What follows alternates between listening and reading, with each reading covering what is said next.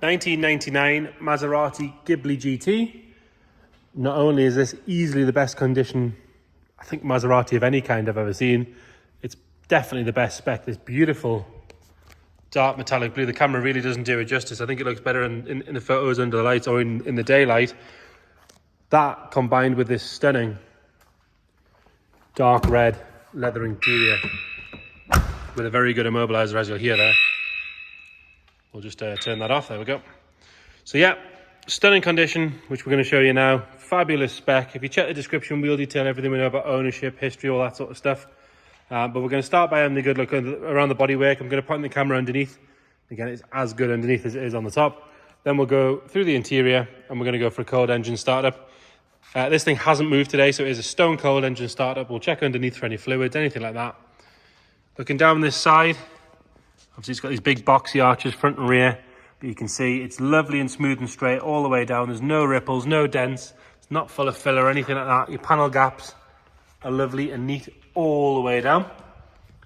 Driver's front wing, again, you'd expect to find some scratches and stuff across the top there of people leaning over it, but this one is beautiful all the way across. You get a good idea of how nice that colour is where it comes across the box on the arch, but there is no marks at all to whinge about on that driver's front wing. If we go inside the arch, it's solid all the way around. Normally down here where you'd find some stone chips on the body kit at the bottom and on the actual metal of the arch, it normally would cause some paint flake and some rust, but as you can see on this one, absolutely perfect down there. All four wheels look to be, and we'll check as we go around, pretty much unmarked. I think there might be a slight scuff on the front left, but other than that, all good. And they're all on matching Michelin Pilot Sport 4 tyres with loads of tread left in those. As you can see through there, the caliper's lovely and clean. The Maserati logo on there, and the discs look to be nice as well. Coming down this side, you've got this seam here, where again you'd expect to find some sort of crust or something coming through, but this one is lovely. Not a mark at all to whinge about up the A-pillar. And you've got this sort of wind deflector type thing on the front that covers the scuttle. Okay, nice and tidy. We've got a couple of minor stone chips just there where it sort of sticks up. It's almost like it's protected the windscreen actually. And then if you look underneath, the glass on the screen itself is lovely. Around the wing mirror, all nice and tidy. Like I say, up the A-pillar is clean. And then across this leading edge of the windscreen, there's no sign of any stone chips or marks on there. And the roof itself, lovely and smooth, no marks at all to whinge about. Same story down this pillar and around the filler cap. The glass on this side, stamped up where you'd want it to be. Lovely and clear, there's no sort of ingrained scratching or anything on that. And obviously no tint, so you can see that lovely interior. Driver's door, we've got one tiny, you can just see that little scratch just there. You've got to get right on top of it to notice it. Around the handles, lovely and clean, got these lovely little Maserati logos in the handles. The sill cover all the way along is nice and neat. If we pop the camera underneath there, you can see it's straight all the way along. Go even further under there, you can see the floor pan is fantastic under there, all the way across. And then onto the rear quarter now, sort of 80s, 90s box style arches. As you can see, where this kicks out, you'd expect to find a whole load of stone chips down here, but this one, as you can see, is immaculate. The paintwork's like glass down there, it's really good. No marks at all to notice on the rear quarter itself. And then inside the arch, again, you can get your finger all the way around, nice and sharp and solid. No sign of any corrosion coming through in any of the usual spots. And again, there's no stone chips down here where you'd think the odd stone would be thrown off the tyre, but that one's all very, very good. Another good unmarked wheel and matching Michelin tyre. Can have a look down this side from here. Like I say, lovely and straight all the way down.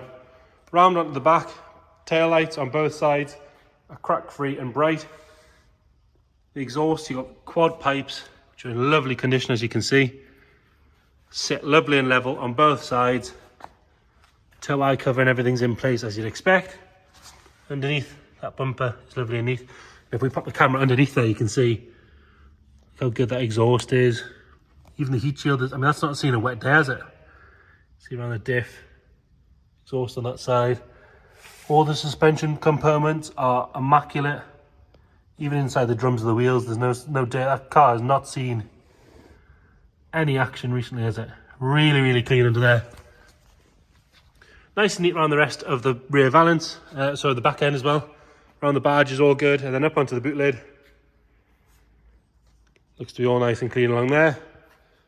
And your rear screen, I have seen a few of these with some delamination down the bottom, but this one, as you can see, is lovely. All the seals are nice and soft, they're not dried out or cracked. And then down the passenger side, super straight all the way down there, not full of filler or ripples or anything like that. Lovely and neat down here. Again, no real stone chips down there. The arch itself, sharp all the way around. Another good wheel, tyre. No marks at all to notice on that one. Glass on this side is as good as the other side. A-pillar is neat coming up here. There's a couple of very light, sort of almost like there's a car cover being on it that probably just wants just polished off there if we're being really picky. And then up onto the roof, again, there's another slight swirl in the paint there. Which again, just run a quick polisher over that, get rid of that. If it wasn't that the rest of the car was so good, you just wouldn't notice that, to be fair. Box section of the arch, again, kicking out down here. Lovely and neat. Put the camera underneath on this side. Same as the other side, nice and straight all the way along. No marks to note on the passenger side door or on the side skirt. Up onto the front wing, again, lovely and tidy. Inside here is nice all the way around. Final good wheel and tyre, and there's just that tiny little curb mark just there that I did notice, but that's the only mark on all four wheels. Coming around onto the front, headlamps, fog lamps, indicators on both sides are lovely and clean, and again, we've got two eye covers and everything where they should be. Lower half of the bumper is really, really nice. Put the camera underneath from here. So again, like I said, it's been parked overnight. Not a drop of fluid on the floor. Look how clean the underside of there is. Really, really good under there. All nice on the front of the bumper. No stone chips to note on the leading edge of the bonnet. The bonnet itself, lovely and neat. Around the vents are all good. There's no sort of excess buildup with paint or anything like that. If we're being really, really picky, that's a bit of dust, exactly they are. Ignore it. So there you have it. Underneath, really nice. Bodywork is in beautiful condition, as you can see. No signs of any real rust or anything to worry about there. Going on to the interior, and we're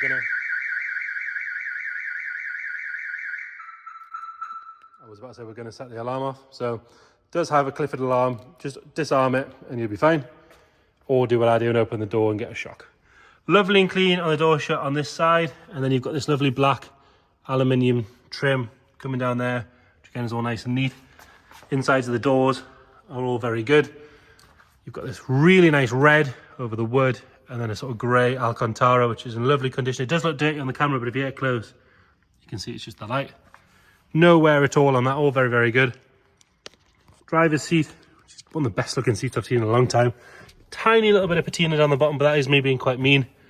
All the bolsters are nice and firm. Lovely comfy seat that.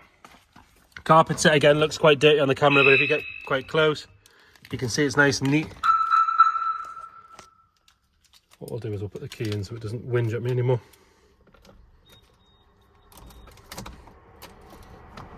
All good around the wood on the steering wheel. The centre section's nice. 84,683 miles. Leather across the top's all nice. You got that lovely turbo gauge on there. Down the centre console, got a really nice Maserati clock. All down there is lovely and neat all the way along. You've got electric adjusting seats and all that sort of stuff. Into the back. Again, this is nice and neat. This hasn't been pulled out or stretched. Rear seats look like they've been hardly ever sat in. They look really, really good. All the leather is nice and satin. It's not overly shiny from use or anything like that. Headlining's lovely all the way back. It's the same Alcantara that's on the door cards. Just going to check which side the bonnet is. And we need to open the boot while we're here. There we go. Into the boot. Really big boot in these things as well. It's got like an aftermarket mat down there just to protect it. If we peel back, you can see it's done the job. The carpet's lovely and clean. All the cubby holes open as they should. You've got your battery in the back there. With a little Maserati toolkit on the left there. And you've got the original Spec toolkit here, which is actually very hard to open with one hand. So excuse me a second, there we go. The spanners and everything in there. Similar to a BMW, but maybe slightly difficult or slightly more difficult to open. Passenger side, really nice and neat on that door card. Door shuts are all good. Passenger seats virtually unmarked. Lovely, lovely condition. Even that lovely soft armrest is in really nice condition. Normally these things are showing their age. They're really worn out, but this one is absolutely beautiful. All the way around. Pull the bonnet while we're here. It was in there somewhere. All the doors shut lovely as well. And then again, bonnet's quite difficult to open with one hand, but we'll get there. He says, excuse the dodgy camera work for a second. There we go. It's got like a pin you've got to push on the left hand side to release the bonnet. And again, in here, like the rest of the car, super clean. Inner wings, strut tops, bulkhead, all immaculate all the way around. This front panel is lovely. All your plaques in the right places.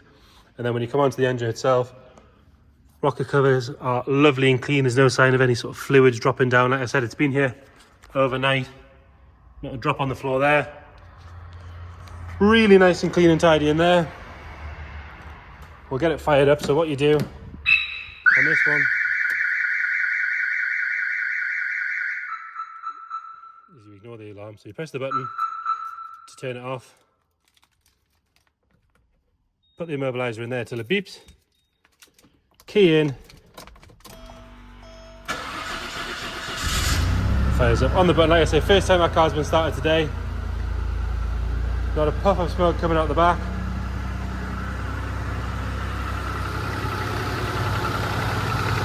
Lovely and smooth around the front. If we go back in, we'll check there's no warning lights in there. Get everything showing exactly as it should. So there you have it. Maserati Ghibli GT in stunning condition. Easily the best spec I've ever seen. This beautiful blue over red. If you've got any more questions at all, please get in touch. Thank you.